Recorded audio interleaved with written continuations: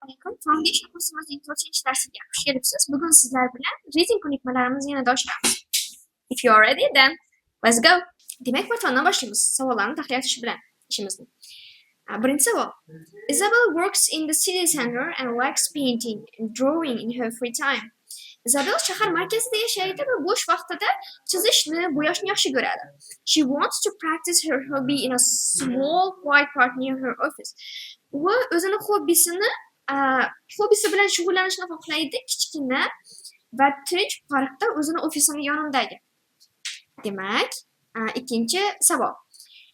Mr. Martin wants to take his 8-year-old pupils to the park anywhere within the city with lots of organized activities which allow children to read about the local wildlife they may see. Mr. Martin 8 yoshli o'quvchilarini shaharning ichida joylashgan любой bir parkka olib borishni xohlaydi va shu parkda bo'lishi kerak har xil mashg'ulotlar, qaysiki o'quvchi bolalar yovvoyi o'zlari ko'rishi mumkin bo'lgan yovvoyi hayot haqida o'qib bilishlari kerak ekan. Uchinchi savol. Kumiko and Atsuko would like to visit park which they can get to by boat. Kumiko bilan Atsuko ular qayiqqa minib biladigan parkka borishni xohlaydilar. They want to buy lunch there and they enjoy a short walk accompanied by an expert leader. Ular u yerda tushlikka o'tishni xohlaydilar va bundan keyin ekspert yo'l boshlovchi bilan qisqa birga piyoda yurmoqchilar. Hans and Birgit Kaufman and their family want to visit the park which is historically important. Hans bilan Birgit Kaufmanlar o'zlarini oilasi bilan tarixiy jihatidan muhim bo'lgan parkka sayohatlashni xohlaydilar. Their teenage children would like to try the water sport. Ularni o'smir yoshdagi bolalari suv sporti bilan shug'ullanib ko'rajak. Melanie and Stefan are students who need to visit a busy park for a college project. Melanie bilan Stefan studentlar chunki zarur bo'lgan gavjum parkka tashrif buyurishi kollej proyekti uchun. They want to draw people taking part in team sports and watching entertainment. Ular xohlaydi rasmlarini chizishni, odamlarni sportga qatnashayotgan yoki ularni ko'ngil ochayotgan. Demak, savollar tushunarli bo'ladigan bo'lsa, sizda biroz vaqt bor, o'zingizni javoblaringizni belgilab olish uchun. Undan keyin esa birgalikda tahlil etamiz.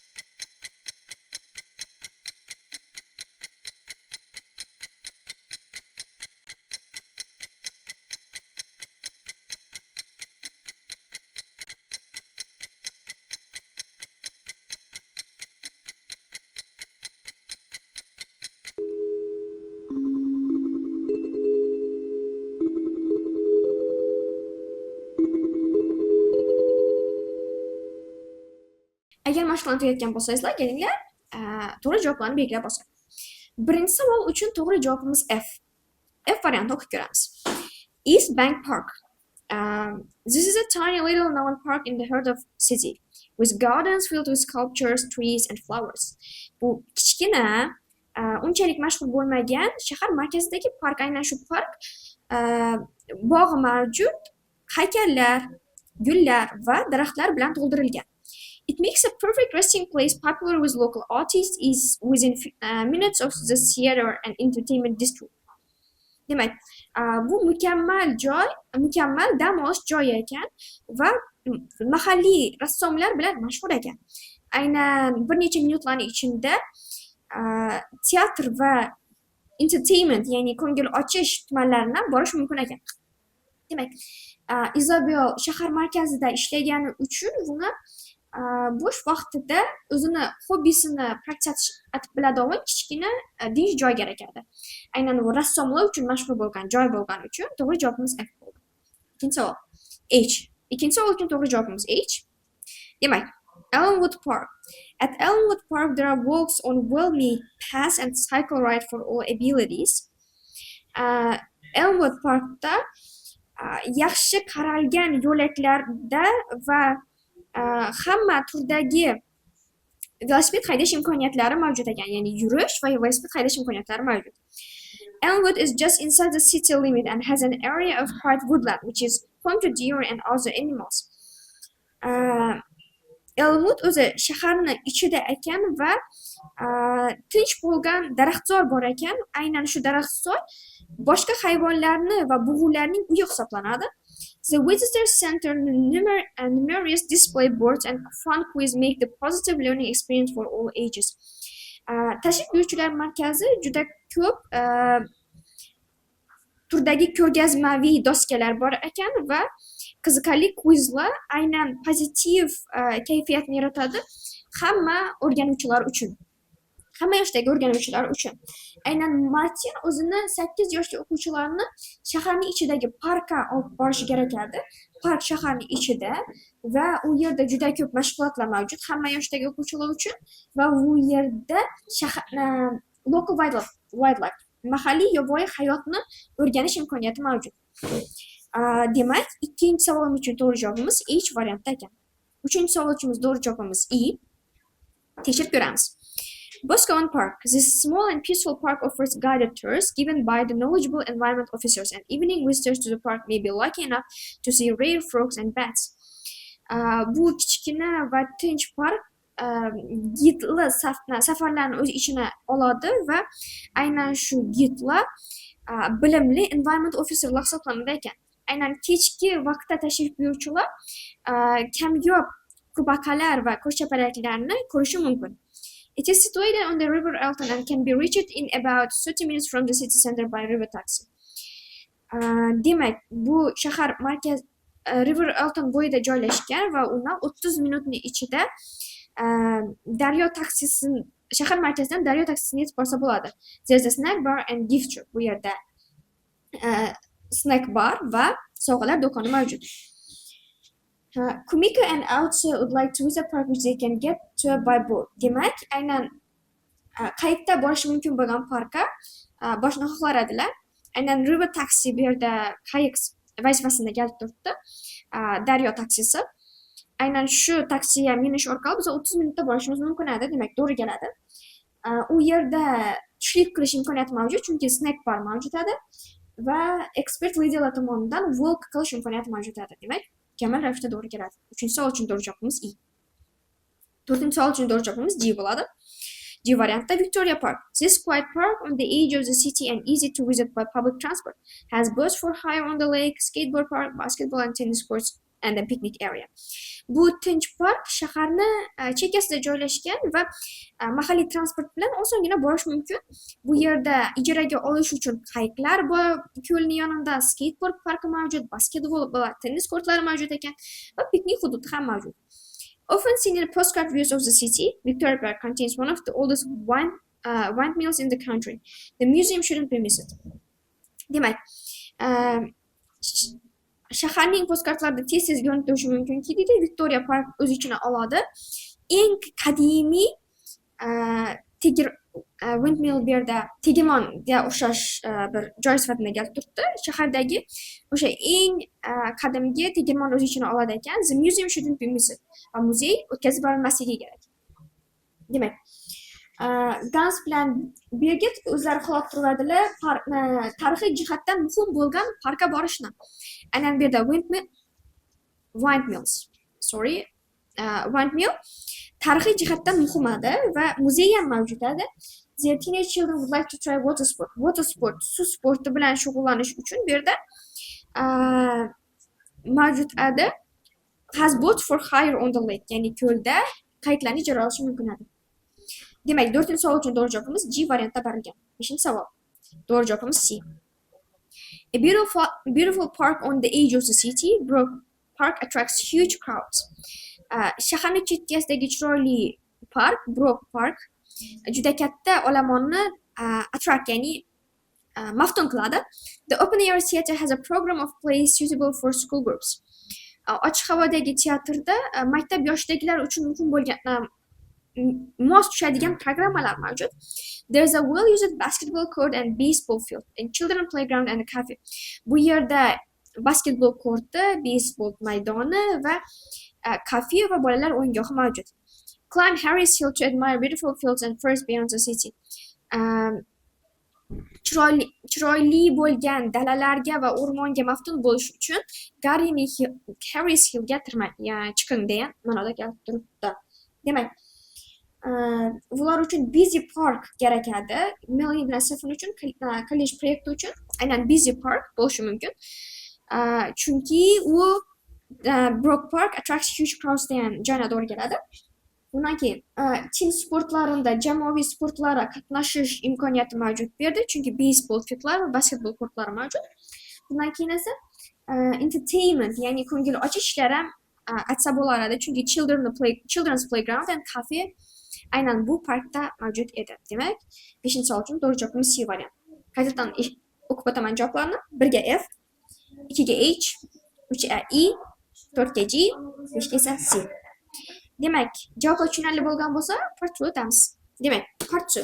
A va B degan javoblarni belgilab olishimiz kerak. Undan oldin esa savollarni birgalikda o'qiymiz va tahlil etamiz. The population of Alaska remained the same throughout the 1880s. Demak, Alyaskani aholisi 1800-yillar bilan davomida bir xil bo'lib qoldi, ya'ni o'smadan kamaymadan. For a short time, more people lived in Iditarod than in any other city in Alaska. Qisqa muddat davomida Alyaskaning har qanday shahridan ko'ra Iditarod degan joyida ko'proq odam yashagan ekan. After 1910, it became possible to deliver letters in winter as well as summer. 1910-yildan keyin qishda ham, yozda ham xatlarni qabul qilib olish imkoniyati yaratildi. When traveling on the Iditarod Trail, drivers had to take food for the dogs with them. Iditarod Trail degan joyga sayohat qilayotgan vaqtda haydovchilar itlar uchun o'zlari bilan ovqat olib olishi kerak. In the 1920s, airplanes were used more often than boats and dogs. 1920-yillarda samolyotlar ko'proq foydalangan qayiqlar va itlardan ko'ra. Doctors in Nome had a good supply of medicine to cure diphtheria. Diphtheria degan kasallikni davolash uchun Nome degan shahardagi doktorlarda yaxshi ta'minot mavjud.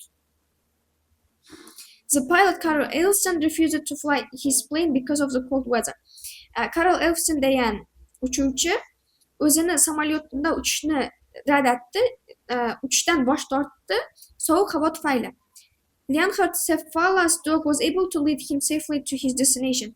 Leonhard Cephalaning iti manzilga xavfsiz ravishda yetaklab borish uddasidan chiqdi. Balto fell into some icy water but managed to save himself. Balto sovuq suvga tushib ketdi, ammo o'zini qutqarishni uddasidan chiqdi.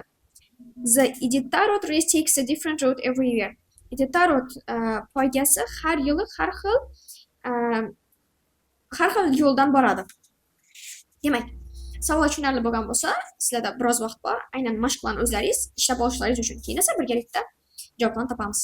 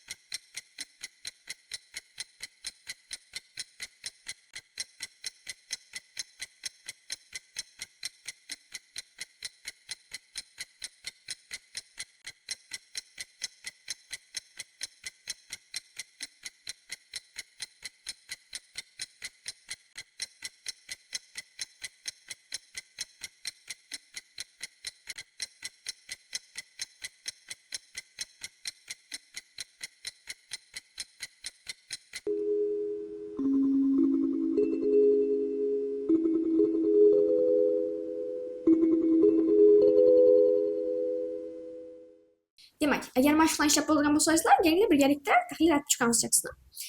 In the 1880s, gold was discovered in what is now the most northern state of the USA, Alaska. 1880-yillarda oltin kashf etildi USA'ning eng shimoliy hududida joylashgan joydan, ya'ni Alyaskadan. Many people came to the area hoping to get rich. Ko'p odamlar boy bo'lib ketish niyatida hududga keldilar. New towns were built and grew quickly. Yangi shaharlar qurildi va tezda o'sib ketdi, ya'ni rivojlandi. Demak, 1880-yilda ko'p odamlar hududda boy bo'lib ketish niyatida kelganlar, buni aholisi o'sgan. Demak, 6-savol uchun to'g'ri javobimiz B. Ya'ni savolda Alyaskaning aholisi 1880-yillarda bir xil bo'lib qoldi debadi, lekin ko'p odamlar kelgani uchun aholi o'sib ketdi. Shuning uchun to'g'ri javobimiz B bo'ldi. One such town was called Iditarod, which means far distant place. Shunday joylardan birisi Iditarod deb ataladi, qaysiki uzoq joy degan ma'noni bildiradi.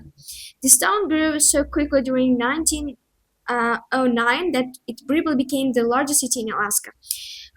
Bu shahar shu darajada tez o'sdiki, 1909-yilga kelib bu qisqa vaqtda Alyaskadagi eng katta shaharga aylandi. Qisqa vaqt davomida ko'p odamlar Iditarodda Alyaskaning boshqa shaharlardan ko'ra ko'proq odam yashagan degan savol bor turadi. 7-savolda, demak, tekstimiz bilan bir xil bo'ldi. Aynan Alyaskadagi eng odam ko'p yashaydigan shahar Iditarod bo'lib qoladi. Shuning uchun 7-savol uchun to'g'ri javobimiz A bo'ldi. Davom etamiz. In the summer months, essential supplies could be delivered to these towns by boat, but in the winter, the rivers and oceans froze and there was no way to get to them. Yoz oylarida muhim bo'lgan ta'minot jihozlari shaharga qayiq orqali yetib bilinardi, lekin qish kelib turib daryolar va okeanlar buzilganidan u yerga shaharga borishning imkoni bo'lmay qolardi. So in 1910, winter track was built which would be used by a team of dogs pulling sleds. They would take mail, food and clothes to the gold miners. Shunday qilib 1910-yilga kelib qishki yo'laklar qurildi. Aynan shu yo'laklar it tortadigan chanalardan foydalanib turib o'tilardi va ular emaillarni, oziq-ovqatni va kiyimlarni oltin izlovchilari, oltin qazib oluvchilari akab barilardi. Akab barib bildilar. Demak, 1910-yilga kelib turib qishda ham, yozda ham har xil narsalarni yetkazib barish Iditarodda mumkin bo'ldi. Shuning uchun 8-savol uchun to'g'ri javobimiz A bo'ldi. Davom etamiz. The track became known as the Iditarod Trail. Aynan shu yo'l Iditarod Trail nomi bilan tanilib boshladi. It took a team of dogs about 3 weeks to travel across Alaska. Bu itlar jamoasini 3 haftani oldi Alaska bo'ylab sayohat etmagan. They stopped at roadhouses where the drivers could get a warm bed for the night and something to eat for both themselves and their dogs. Ular roadhouses degan joylarda to'xtab o'tdilar, qayerdaki aynan haydovchilar o'zlari uchun issiq yotoq, o'zlari uchun yeyish uchun ovqat va itlari uchun yemish topib biladi. Demak, qachonki Iditarod Traildan sayohat qilayotgan paytda o'zlari va itlari uchun oziq-ovqatni haydovchilar olishga majbur emas edi. Aynan shu roadhouseslarda ular uchun yegulik mavjud edi. Shuning uchun 9-savol uchun to'g'ri javobimiz B bo'ldi. Trail used every winter until the 1920s where airplanes replaced steamboats and dog teams as the main form of transport. Aynan shu yo'l har qishda 1920-yilgacha foydalandi, qachonki samolyotlar qayiqlarni va itlarni o'rnini almashlagan paytda. Demak, 1920-yilga kelib turib samolyotlar aynan boshqa ikki turdagi transport turidan ko'ra ko'proq foydalanib boshlandi. Shuning uchun 10-savol uchun to'g'ri javobimiz A bo'ladi.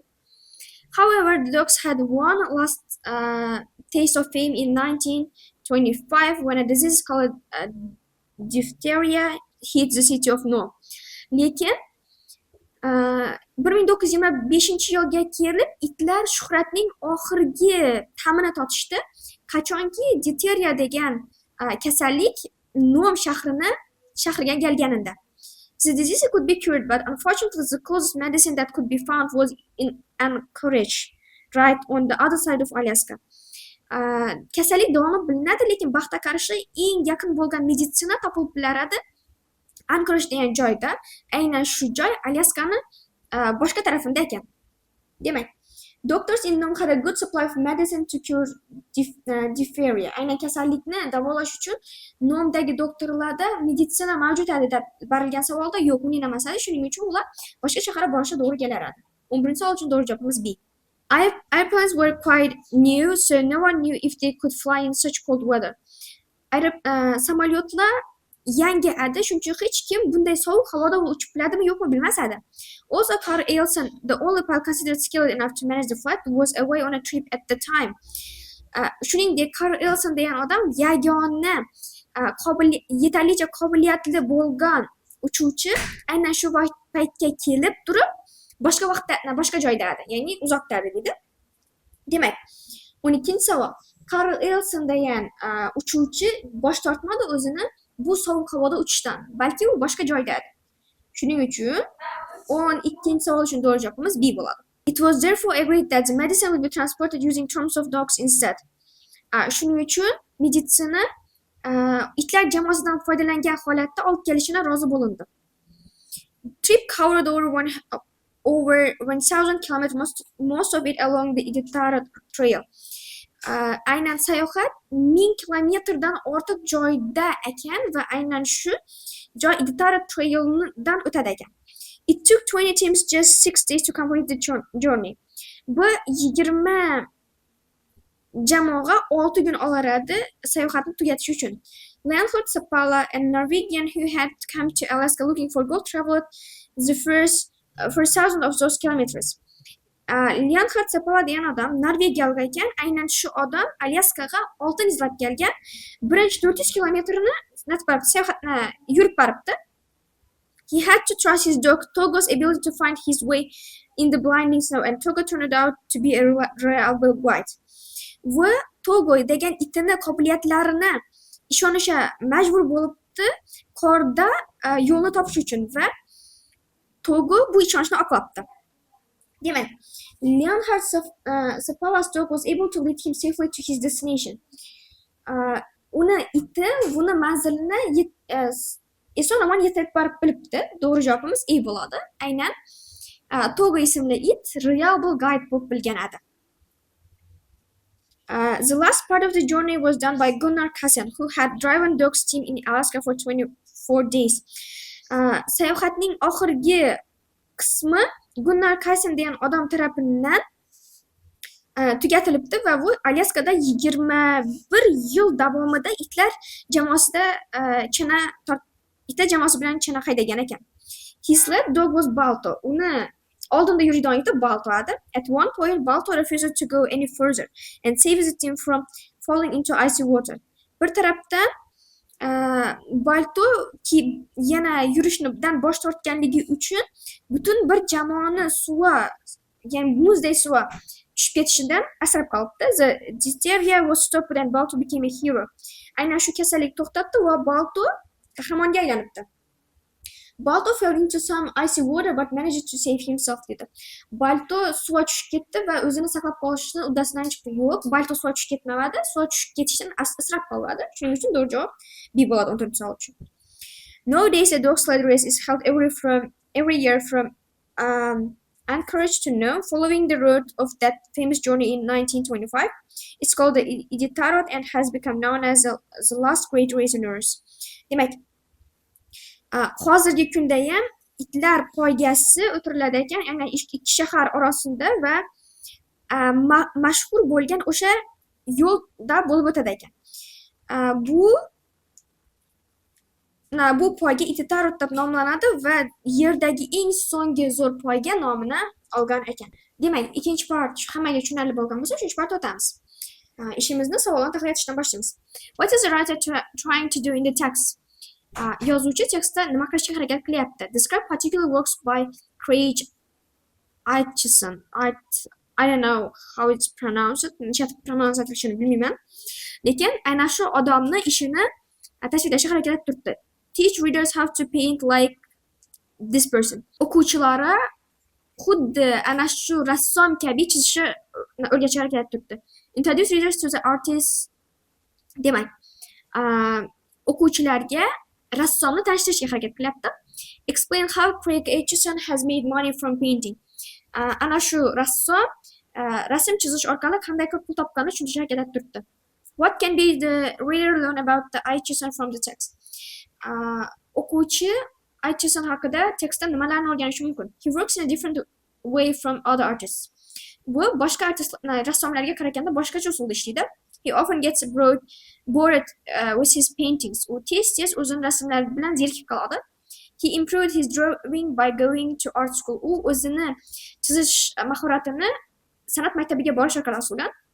He did some paintings for the Italian government. Va Italiya hukumati uchun biroz rasmlar chizib bergan. What does Aichison say about his use of color? Aichison aynan rang ishlatish bo'yicha nima deydi? He likes starting with the darkest colors first. U boshida aynan to'qroq ranglar bilan boshlashni yoqtiradi.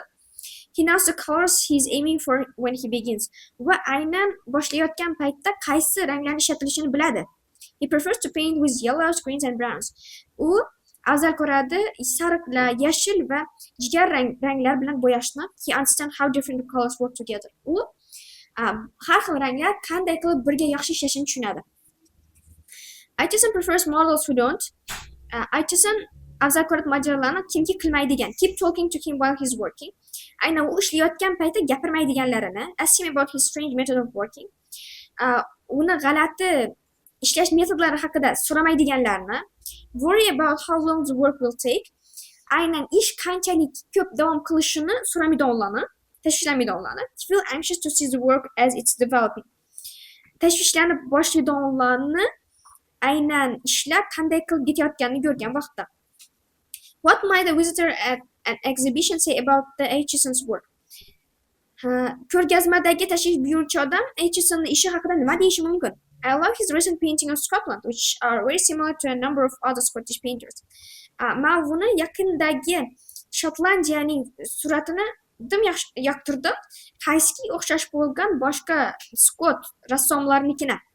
You can still see the influence of his trip to Italy in some of these pictures. Sen haliyam uning Italiyaga tashrifini ta'sirini ko'rishing mumkin bu rasmlarda. You can tell he spent a lot of time drawing the picture before he started painting. Sen aytishing mumkin u juda ko'p vaqtni sarflagan rasmlarni chizishda u uni bo'yashdan oldin. I wonder if his law training helps him at all, especially in selling his work. Men qiziqaman uni qonun bo'yicha o'qigani unga yordam berishini, ayniqsa ishlarni sotayotgan paytida. Demak, savollar tushunarli bo'lgan bo'lsa, sizlarda ozgina vaqt bor, aynan tekstni o'qish uchun va bu savollarga javob berish uchun. Keyin esa birgalikda tahlil qilamiz.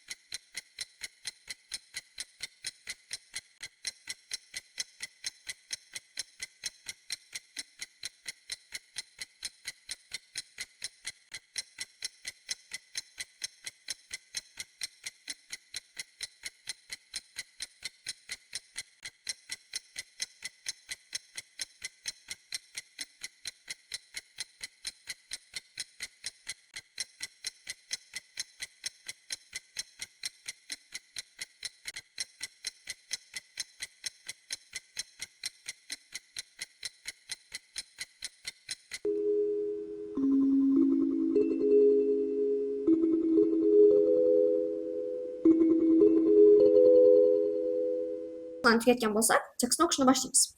The painter Craig Aitchison was born in Scotland. Aynan shu rassom Shotlandiyada tug'ilgan. He came to London intending to study law, but went to art school instead. Va Londonga aynan qonunni, ya'ni huquqni o'rganish uchun kelgan, lekin o'rnini san'at maktabiga qo'shilgan. There he found the traditional drawing classes difficult, but still kept on painting. U yerda u tradisional, ya'ni an'anaviy chizish sinflarini qiyin deb topadi, ammo shunda ham chizishni davom etadi. In his late 20s, he was given money by the Italian government to study art and became interested in early Italian artists, which shows in some of his work. Demak, uni 20 yoshini oxirlarida, ya'ni 29-28 yoshlarida uni Italiyaning hukumati tomonidan pul beriladi ekan, aynan san'atni o'rganish uchun, va u avvalgi italyan rassomlarining ishlarini qiziqib qoladi. Aynan shu rassomlarning ta'siri uni ishlarida bilinib turadi. He loved the greens and browns of the Italian fields and the clear light there, and wanted to put his light into his paintings. Bu aynan Italiyani maydonlaridagi yashil va jigarrang ranglarni yoqtirgan va u yerdagi tiniq bo'lgan yorug'likni aynan uni ishlarini qo'shni xohlagan dedi. Demak, 16-savolga qaraymiz. What is the writer trying to do in the text? Tekstda shashni xohlab turibdi. Aynan ana shu rassomni o'quvchilarga tanishtirishni xohlab turibdi. To'g'ri javobimiz C variantda. What can reader learn about Aitchison from the text? Demak, davom etamiz. This led him to paint colors scenically on top of another from light to dark, but he insists he's never sure that the result will be. Bu uni bir rangni ustidan boshqa rangni qo'llashini undadi. Ya'ni boshida on the top of another from the light to dark. Boshda to'qroq ranglarni, keyin ochiqroq ranglarni. Lekin bu hech qachon bilmaydi aniq rezultat nechik bo'lishini. He says it's a secret because I don't know myself. U aytadiki, bu secret, ya'ni sir, chunki men o'zim ham bilmayman uni. I don't start by painting yellow. Men sariqqa bo'yash bilan boshlamayman. Knowing I am going to put anything on top. Aynan har qanday narsani boshini qo'ymas, ustini chizmasligimni bilib deydi. Like most talented people, Aitchison makes it sound easy. Xuddi ko'p talantli odamlardek Aitchison ham buni osondek eshittiradi odamlarga. Anyone can do the colors. You can buy them. Har qanday odam ranglar bilan ishlay oladi, sen uni sotib olasan. I simply notice what you put the colors next to. Men shunchaki tanib olaman dedi, ranglardan keyin nima qo'yilishini. Unlike some artists, he never does drawings before he starts a painting. Boshqa rassomlarga o'xshamagan holatda u hech qachon drawing, ya'ni chizishlarni amalga oshirmaydi, bo'yashni boshlashdan oldin. As he feels that if he did, he might get bored and not to do the painting afterward. Agar u unday qiladigan bo'lsa, u zerikib qoladi va undan keyin chizishni davom ettirmayman deb aytadi ekan. Instead, Aitchison changes his painting many times before they are finished. Uning o'rniga Aitchison o'zining rasmini bir necha marta o'zgartirib chiqadi va tomatishidan oldin. And this explains why his favorite models are people who don't ask to see their pictures while he's painting them. Shuning uchun bu tushuntiradiki, uni sevimli modellari bu aynan ishni har safar ko'ravermaydi odamlar emas, dekini. If I feel they are worried and want to look at the painting, I can't do it. Agar ular tashvishlanadigan bo'lsa va rasmga qarashni xohlasa, men uni aytib bilmayman. Ya'ni men unga yo'l qo'ymayman. Since moving to London years ago, he has not felt part of the Scottish painting since. Bir necha yillar oldin Londonga tashrif buyurishidan beri he hasn't felt part of the Scottish painting since. Va his etmadi Skotcha painting ni. He says he's not interested in following any tradition. U aytadiki, u qiziqmaydi hech qanaqa traditsiyaga amal qilishni, but just paints the way he can. Shunchaki u o'zi qila oladigan usul bilan rasm chizadi. However, his work still influences young British painters. Shunday bo'lishiga qaramasdan, uning ishi haliyam yosh britaniyalik rassomlarga ta'sir ko'rsatadi. Demak, savollarga qaytamiz. Overall tekstdan ma'lumki, aynan yozuvchi ma'lum bir rassomni ishini tanishtirishga harakat qilyapti. Shuning uchun 16-savol uchun to'g'ri javobimiz C. What can the reader learn about Aitchison from the text? Aynan tekstdan nimani o'rganish mumkin edi? He works in a different way from other artists. Boshqa rassomlardan ko'ra boshqacha usulda ishlaydi. Ha, bu to'g'ri variant. 17-savol uchun to'g'ri javobimiz A. What does Aitchison say about his use of color? Uni ranglarni ishlatish haqida nima deydi? Aynan bu bilar edi qanday qilib ranglar birga ishlashini. Shuning uchun to'g'ri javobimiz D bo'ladi. Etchison prefers models who don't. Etchison afzal ko'radi modellarni kimki bundan ishi qanday bo'layotganligini so'ramaydigan, ya'ni ko'rib baring deb so'ramaydigan modellarni afzal ko'radi. Shuning uchun to'g'ri javobimiz D. Etchison prefers models who don't feel anxious to see the work as it's developing. Ya'ni chizayotgan paytda rasmni ko'rishni xohlamaydigan modellarni afzal ko'radi. What may the visitor at an exhibition say about Etchison's work? Aynan ko'rgazmadagi tashrif buyuruvchi Etchison ishi haqida nima deyishi mumkin? You can still see the influence of his trip to Italy in some of these pictures. Aynan siz haliyam uning Italiyadagi sayohatini ta'sirini uning ba'zi bir rasmlarida ko'rishingiz mumkin. Aynan bu to'g'ri javob. B. Variantlarni qayta aytib o'taman. 16C, 17A, 18D, 19D, 20B. Demak, o'ylaymanki, bugungi darsimiz hammaga tushunarli bo'ldi. Ingliz tilida bilimlaringizni oshirish uchun bizni kuzatishda davom eting. Demak, keyingi darslarda ko'rishguncha. Bye bye.